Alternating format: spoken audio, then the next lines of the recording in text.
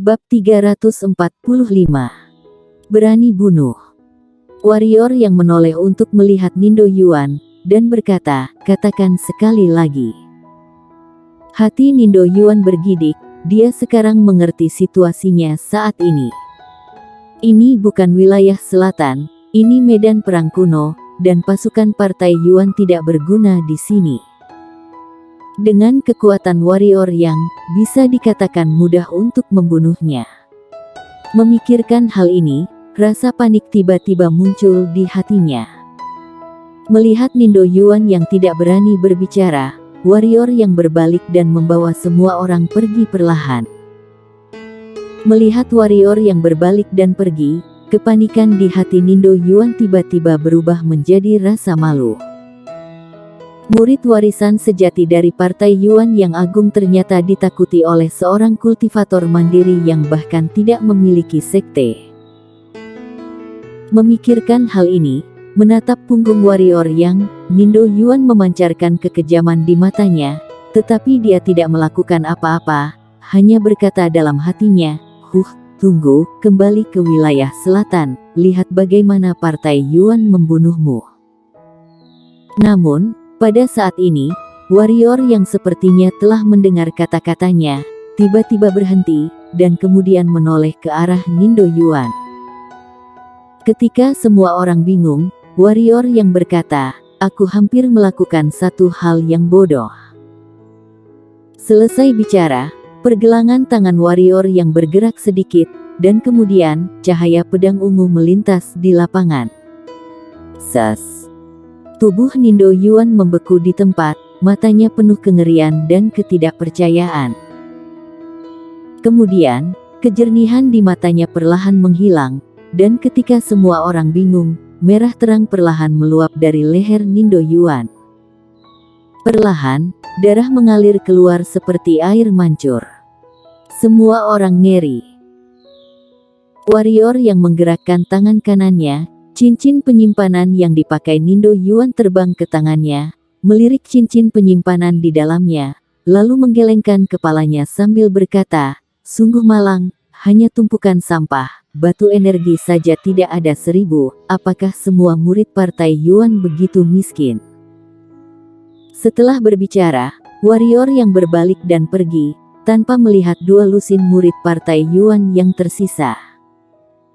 Melihat punggung warrior yang, semua orang di lapangan penuh kewaspadaan beberapa bahkan penuh ketakutan.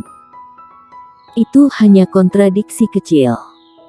Dia menghunus pedangnya untuk membunuh, dan bahkan membunuh murid Partai Yuan, dan dia sangat tidak takut. Jangan menyinggung warrior yang, setidaknya di kota kuno ini tidak boleh disinggung. Pada saat ini, ide ini muncul di benak semua orang di lapangan. Melihat punggung warrior yang, warna kompleks melintas di mata indah Fudo Murong. Warrior yang memiliki kepribadian yang tegas dan garang, dan bakat pedangnya sangat jenius. Inilah yang paling dibutuhkan sekte pedang saat ini. Namun, sekte secara pribadi mendorong kejeniusan ini keluar dari sekte demi keuntungan di depan muka, dan juga menyinggungnya dengan parah. Dengan bakat dan kepribadian warrior yang, jika diberikan waktu, dia pasti pria kuat yang tiada taranya. Sekte tidak hanya menyerahkan pria kuat masa depan seperti itu, tetapi juga menyinggung dia. Apa yang terjadi dengan para tetua sekte? Fudo Murong bingung. Di bawah puncak gunung, warrior yang mengarahkan jari kanannya ke puncak di sebelahnya, lalu menghadap ke 300 pendekar hitam di depannya sambil berkata, setelah melewati puncak ini, akan sampai di perbatasan wilayah selatan. Awalnya, aku bisa memanggil langsung monster hitam terbang untuk membawamu langsung kembali ke wilayah selatan, tapi aku tidak melakukannya. Tahukah kamu kenapa? Semua orang menggelengkan kepala. Warrior yang melanjutkan, karena aku ingin membuktikan bahwa aku bisa menuntun kalian untuk melawan pendekar hitam dari 3 klan iblis, alam baka, dan siluman. Itu membuktikan bahwa bersamaku, kalian bisa bertahan hidup dengan baik di kota kuno ini, dan kemudian kalian bisa pergi berlatih di Menara Naga. Tentu saja, alasan aku melakukan ini hanya memiliki satu tujuan, dan itu adalah untuk berharap bahwa setelah belasan dari kalian kembali ke wilayah selatan, kalian akan melakukan yang terbaik untuk menangani urusan ibu aku. Aku berjanji bahwa setelah kalian kembali, aku akan mengajak kalian untuk membantai Menara Naga. Tentu saja, jika kalian tidak kembali ke sini, maka aku tidak berdaya. Namun, aku pikir kalian mungkin tidak akan melepaskan kesempatan untuk pergi berlatih ke Menara Naga dan mendapatkan energi keberuntungan. Warrior Yang, kamu tepati janji. Pada saat ini, seorang pendekar hitam maju dan berkata dengan suara yang dalam. Warrior yang mengenali orang ini, nama orang ini Yuno Zhang, dan bibi dia adalah tetua dari Istana Bunga. Melihat pihak lain bertanya, warrior yang mengangguk dan berkata, tentu saja, aku tepati janji. Selama kamu melakukan apa yang kamu janjikan kepadaku, ketika kamu kembali, aku akan membawa kalian untuk menyerbu Menara Naga. Yuno Zhang menarik napas dalam-dalam dan berkata, aku awalnya berencana setelah kembali ke wilayah selatan, aku tidak akan datang ke medan perang kuno lagi. Karena di tempat ini, aku tidak tahu apakah aku akan mati detik berikutnya. Tetapi jika kamu membuatku berubah pikiran. Warrior Yang, jujur saja, aku tidak ingin kontak denganmu karena kamu terlalu kejam, dan aku selalu merasa berbahaya ketika berada di sisimu. Namun, harus aku akui, orang yang mengikutimu untuk membunuh orang-orang dari klan iblis, klan alam baka, dan klan monster memang sangat kegirangan. Jika ada seseorang di kota kuno ini yang bisa melindungi kami dari penghinaan, dan bisa memimpin kita menyerbu Menara Naga, orang ini tidak lain adalah kamu. Jadi, aku memutuskan untuk bertarung mati-matian denganmu. Aku juga memutuskan untuk bertarung denganmu. Pada saat ini, pendekar hitam lain juga maju. Ya, mari bertarung. Atau kembali seperti ini benar-benar terlalu frustrasi, mari mengikuti warrior yang untuk bertarung dengan mereka, bahkan jika mati, aku akan pergi ke Menara Naga untuk melihat-lihat. Ayo bertarung. Bertarung. Melihat semua orang, perasaan aneh muncul di hati warrior yang, dia tidak pernah memiliki perasaan ini sebelumnya, dan dia tidak tahu perasaan apa ini. Sambil menggelengkan kepalanya, menghilangkan perasaan di hatinya, warrior yang berkata dengan wajah serius, aku, warrior yang, melakukan apa yang aku katakan, selama kalian melakukan apa yang kalian janjikan padaku, aku akan menyerbu Menara Naga bersama kalian. Menyerbu Menara Naga. Sombong sekali. Pada saat ini, hampir 100 pemuda klan iblis dan lebih dari 50 orang klan alam baka muncul di hadapan warrior yang dan lainnya, dipimpin oleh seorang pendekar hitam klan iblis. Mata pendekar hitam klan iblis ini tertuju pada tubuh warrior yang, niat membunuh di matanya tidak disembunyikan. Melihat klan iblis dan lainnya, beberapa pendekar hitam di sisi warrior yang tiba-tiba tidak bisa menahan diri untuk tidak mundur beberapa langkah. Jika itu beberapa pendekar hitam klan iblis, mereka tidak takut tentu saja, tapi sekarang, ada 100 pendekar hitam klan iblis di sini. Ada juga pendekar hitam dari klan siluman, walaupun ras manusia lebih banyak di sini, kualitasnya tidak sebagus klan lain. Warrior Yang. Pemuda pemimpin klan iblis memandang warrior Yang, dan berkata dengan sungguh-sungguh, selama periode ini, kamu yang membunuh klan iblisku, kan?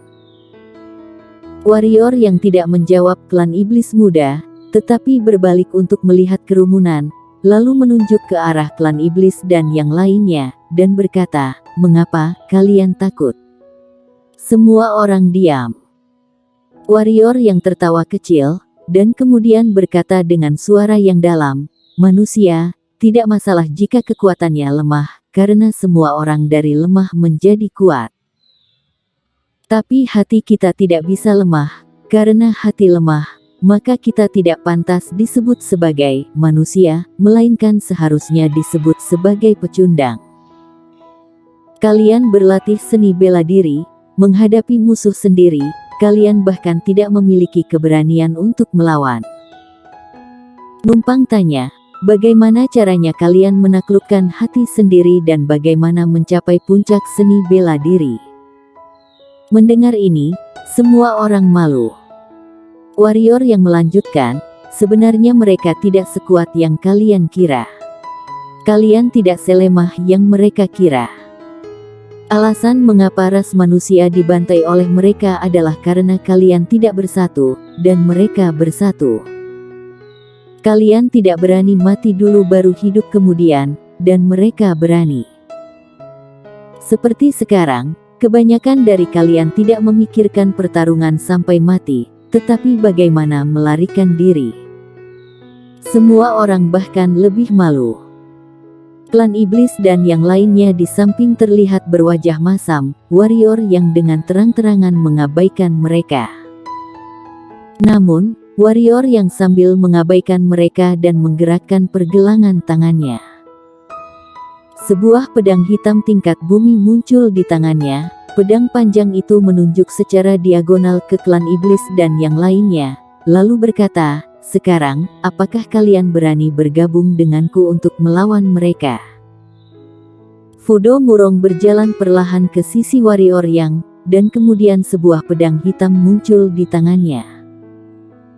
Yang lain terdiam sejenak, tiba-tiba seorang pendekar hitam berdiri dan berkata, "Berani? Apa yang tidak berani, paling-paling hanya mati.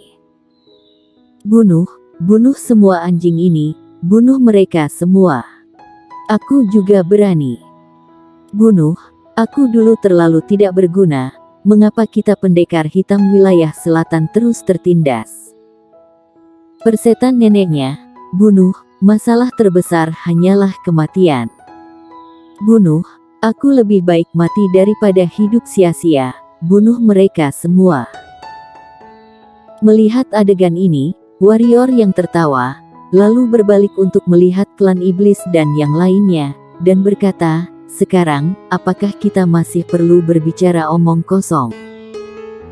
Melihat momentum 300 ras manusia, klan iblis, klan alam baka dan lain-lain sedikit berekspresi serius.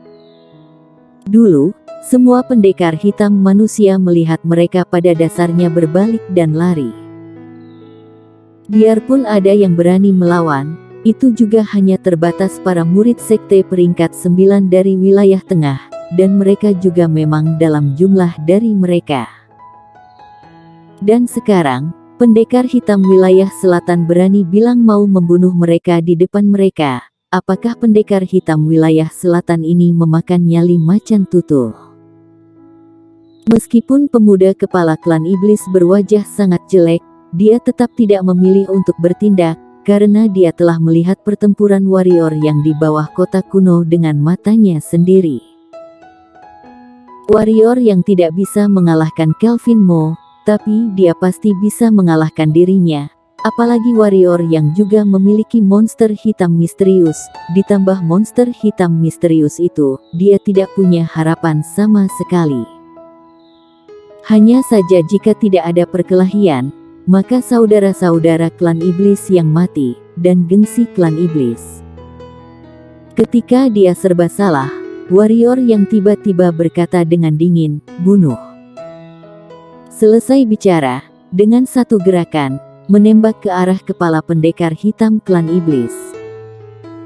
Untuk orang-orang klan iblis dan klan siluman ini, dia juga tidak memiliki kesan yang baik. Jika dia bisa membunuh, dia tentu saja tidak akan berbaik hati. Bagaimanapun, antara dia dan klan iblis dan klan alam baka, awalnya ada dendam, tetapi dia ingat dengan jelas bagaimana klan iblis dan klan alam baka memperlakukan dirinya dan bocah kecil di bawah kota kuno. Sekarang, ada pendukung tepat di belakangnya, Dan kebetulan sekelompok klan iblis dan klan alam baka ini datang untuk mati. Apa alasan dia menolak untuk tidak membunuh? Mendengar kata-kata warrior yang, ratusan pendekar hitam di belakangnya langsung bergerak, dan satu persatu mengaktifkan senjata hitamnya sendiri, lalu bergegas menuju kerumunan klan iblis. Perang dimulai. Bersambung.